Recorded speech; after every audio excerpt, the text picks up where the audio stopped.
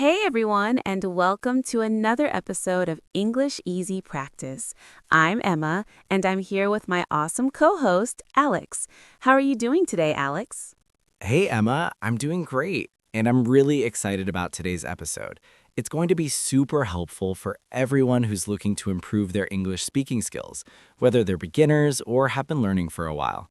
Exactly. So today we're going to walk you through English speaking practice. We'll cover everything from simple phrases you can use every day to some more advanced conversation skills.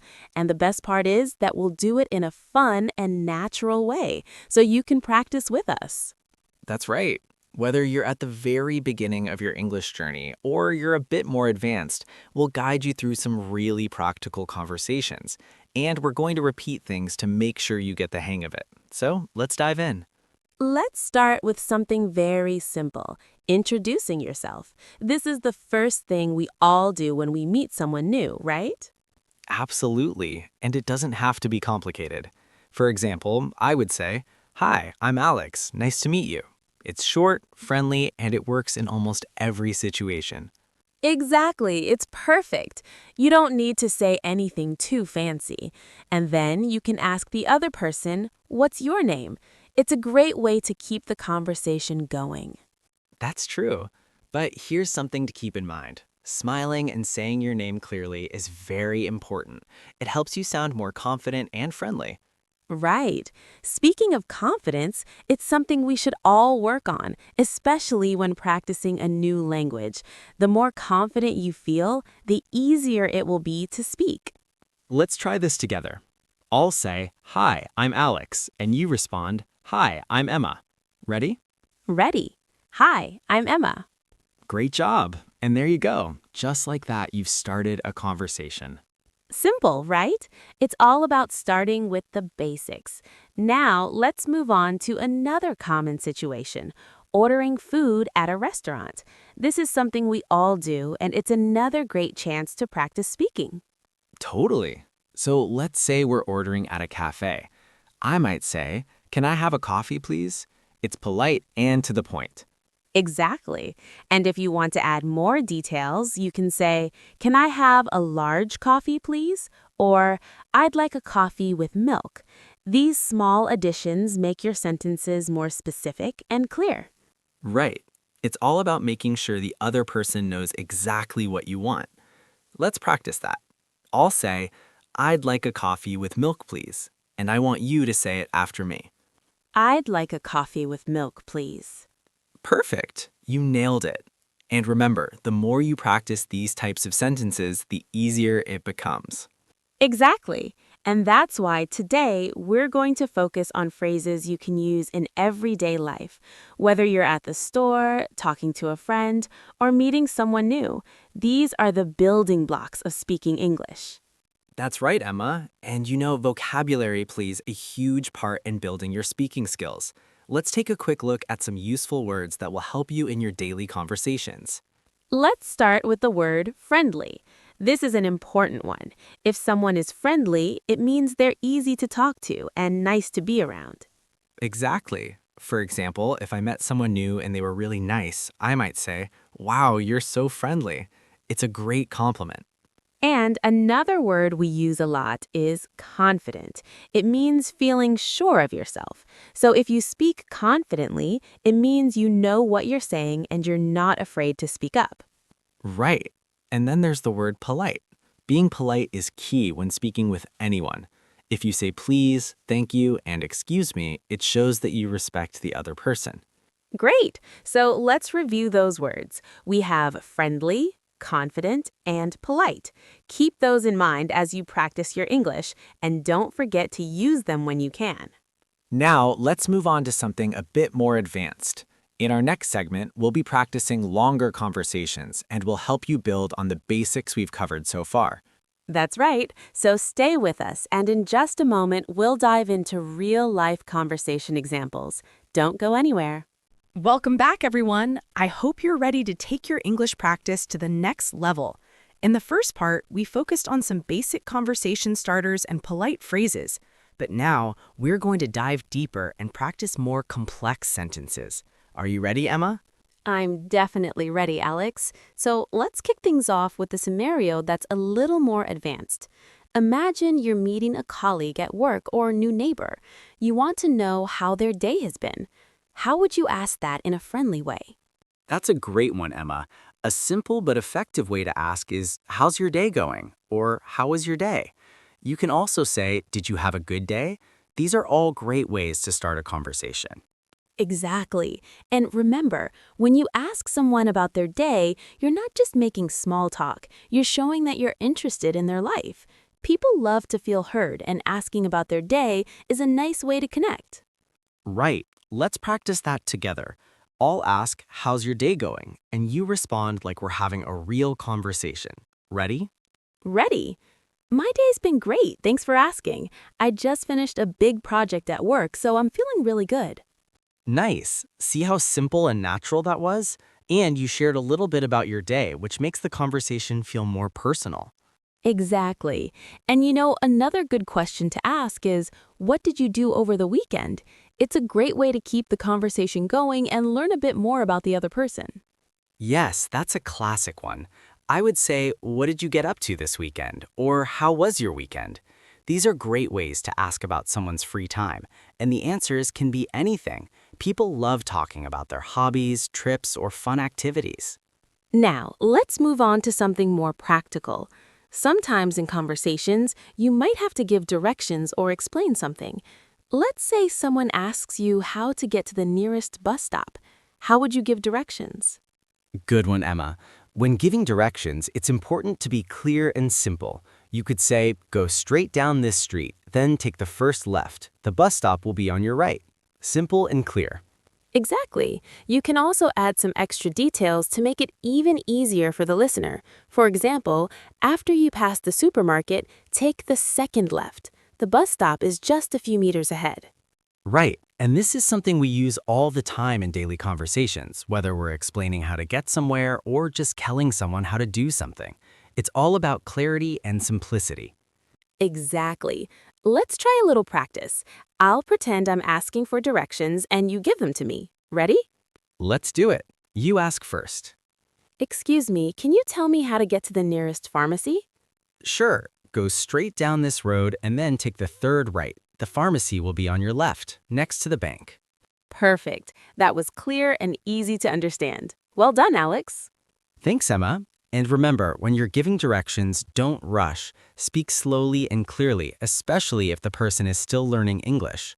Exactly, Alex. And that brings us to our next topic, vocabulary. Let's learn some new words to help us sound even more natural in our conversations.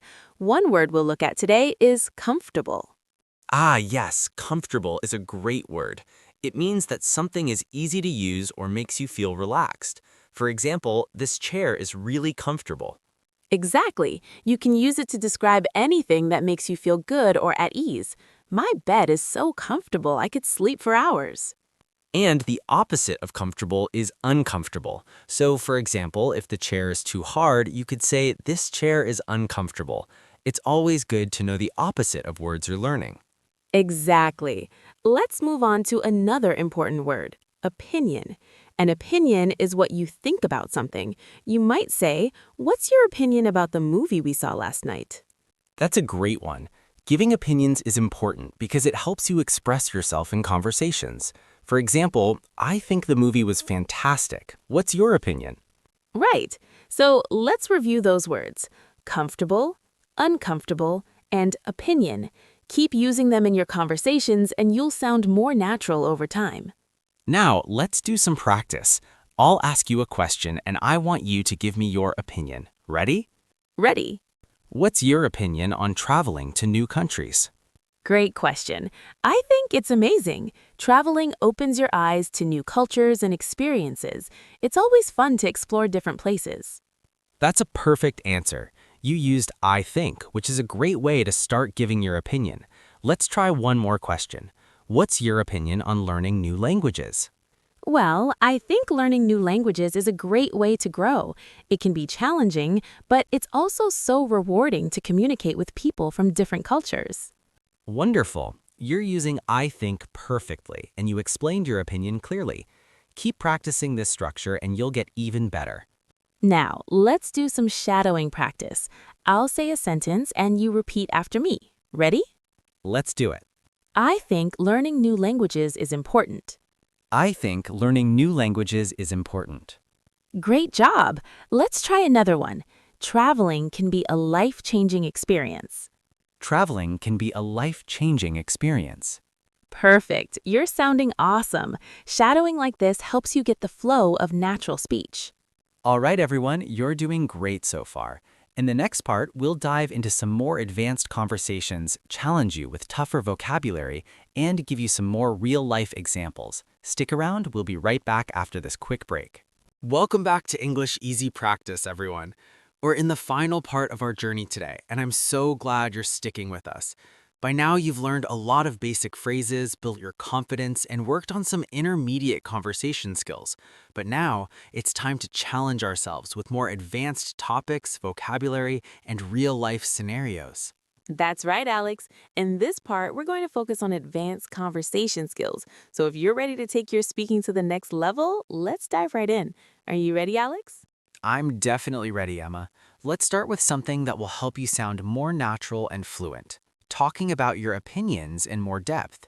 For example, instead of just saying, I like the movie, you can explain why. So let's say we just saw a film and I want to share my thoughts. Exactly. So you could say, I really liked the movie because the plot was unexpected and the acting was amazing. It kept me on the edge of my seat the whole time. See how much more detailed that sounds? It's a perfect way to share your opinion and show that you understand what you're talking about. Right, Emma. And you don't have to stop there. To really engage in a conversation, you can ask for the other person's opinion too. For example, what did you think about the movie? Did you like it?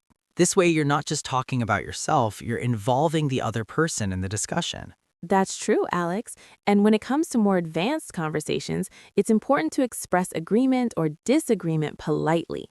For example, if someone says, I think the movie was boring, you could say, I see your point, but I actually found it pretty exciting. I like the twists and turns. This way, you're showing respect for their opinion while also offering your own. Exactly. It's all about having a respectful and open conversation. And here's another useful expression, in my opinion. This is a great way to introduce your thoughts. For example, in my opinion, travel is one of the best ways to learn about the world. You can also say, from my perspective, or I believe that. These phrases will make you sound more confident and thoughtful. Good one, Alex. Let's practice this with a real conversation. I'll say, in my opinion, spending time in nature is incredibly refreshing. Now, you give your opinion about something you like doing. Okay. From my perspective, cooking at home is so much more rewarding than eating out. You get to experiment and create something delicious. Fantastic. You see how easy it is to share your opinions and have a natural back and forth conversation? The key is to be clear, confident, and always keep the conversation flowing. That's right. And now let's talk about using advanced vocabulary to make your conversation sound even more polished. One word that's useful in many conversations is beneficial. It means something that's good for you or helpful. Exactly. For example, exercising regularly is very beneficial for your health. Or learning a second language is beneficial because it opens up many job opportunities. Great examples, Emma. And another useful word is significant. It means something very important. For example, one of the most significant moments in my life was when I moved to a new country. Right, Alex. Another great word to use is detrimental. It's the opposite of beneficial, and it means something that's harmful. For example, smoking is detrimental to your health. Exactly. These words will help you sound more advanced in your conversations. Let's practice using them together. I'll say, learning new skills can be very beneficial, and I want you to repeat after me. Learning new skills can be very beneficial. Perfect. Now let's try, smoking is detrimental to your health. Smoking is detrimental to your health. Great job. You're sounding fantastic with these advanced words. Keep practicing and you'll sound more natural and confident. Now let's dive into a more challenging real-life scenario, talking about your future plans. When you're having a conversation with someone, it's important to talk about your goals and dreams. Let's say you're talking to a friend about where you see yourself in the next 5 years. That's a great one, Emma. You could say, in 5 years, I see myself working in a leadership position, managing a team. Or, I hope to be traveling around the world, exploring new cultures and meeting new people. These types of sentences will help you express your aspirations and give your conversation more depth. Exactly. And here's another way to talk about the future. I plan to, or my goal is to. For example, I plan to study abroad next year, or my goal is to become fluent in English within the next year. These phrases help you be clear and specific about your future. That's a great point, Emma. And another way to express the future is by saying, I'm looking forward to. For example, I'm looking forward to starting my new job next month, or I'm looking forward to the weekend. It's a great way to show excitement about something that's coming up. Great suggestions, Alex. Now let's practice a conversation about future plans. I'll start by saying, I plan to visit Japan next year because I've always wanted to experience their culture. Now it's your turn. All right. My goal is to open my own business within the next 5 years. I'm really passionate about helping people with digital marketing. Awesome. See how easy it is to express your future goals and dreams? It makes the conversation more interesting and gives the other person a chance to connect with your ambitions. Exactly. And remember, when you talk about the future, it's important to use tenses correctly. You're talking about something that will happen, so you use the future tense. For example, I will travel to Italy next summer, or I will start a new project soon. Right. And if you're talking about something you've already planned, you can say, I'm going to. Like, I'm going to visit Paris next year. Great point, Emma. All right, let's do some shadowing practice. I'll say a sentence and I want you to repeat after me. Ready? Ready. I plan to start my own business in the next year. I plan to start my own business in the next year. Nice. Now let's try another one. I'm looking forward to traveling to Europe this summer. I'm looking forward to traveling to Europe this summer. Perfect. You're doing an excellent job with these advanced sentences. Thank you, Alex. And to everyone listening, remember that speaking English is all about practice. Whether you're using simple phrases or advanced vocabulary, the more you speak, the more comfortable and confident you'll feel. That's right. Keep practicing and don't be afraid to make mistakes. It's all part of the learning process. We hope you enjoyed today's episode and feel more prepared to speak English in everyday conversations. Thank you for joining us. Keep practicing, stay motivated, and remember that every step you take brings you closer to your goal of speaking English fluently. We'll see you next time on English Easy Practice. Bye for now. Bye, everyone. Keep up the great work.